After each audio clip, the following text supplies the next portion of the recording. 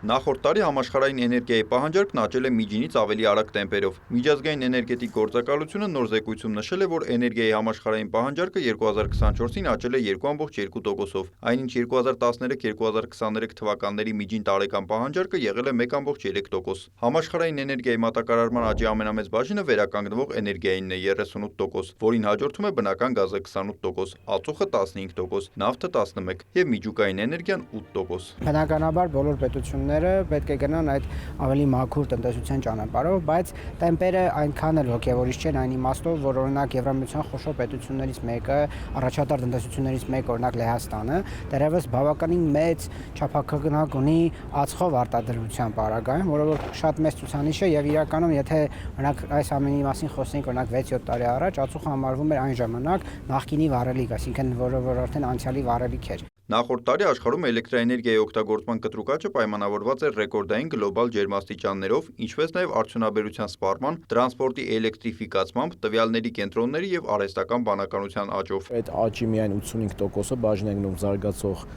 շուկաներ ունեցող երկրներին, իսկ ընդհանուր առմամբ աճի միայն 50%-ը բաժին է գնում Չինաստանին։ Եվ փաստացի այս աճի մեջ նաև գրանցվել են որոշակի ուղղություններ, մասնավորապես նոր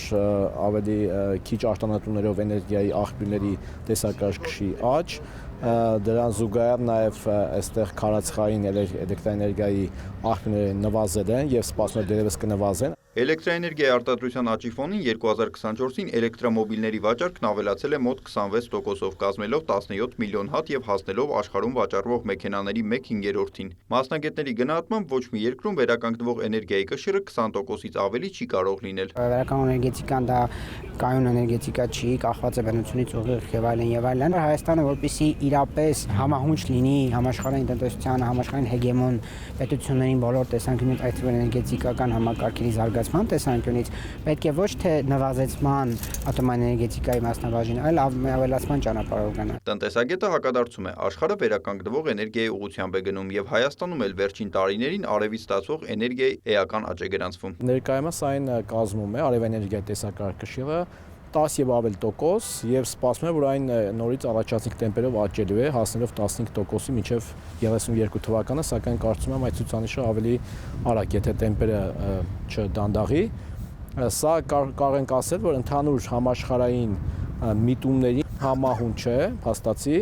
որովհետեւ ինչպես նշեցի, համաշխարհային միտումներով, ասենք նույնպես սպասվում է, որ 2027-28 թվականին արևային էներգիայի շուկան հասնելու է մոտավորապես 15%-ի։ Եվ կարծում եմ, որ դա թե մեր բնապահպանական ոլորտի զարգացմանը կնպաստի, վերականգնմանը, թե նաև ավելի մատչելի էներգիայի ստացմանը։ Ըստ վիճակագրության համաշխարհային էներգիայի ամենամեծ սպառումն ունի Չինաստանը, որին հաջորդում են Միացյալ Նահանգները, Եվրամիությունը եւ Հնդկաստանը։ Նիկոլայ Ավետիսյան, Մհեր Կիրակոսյան, լուրեր։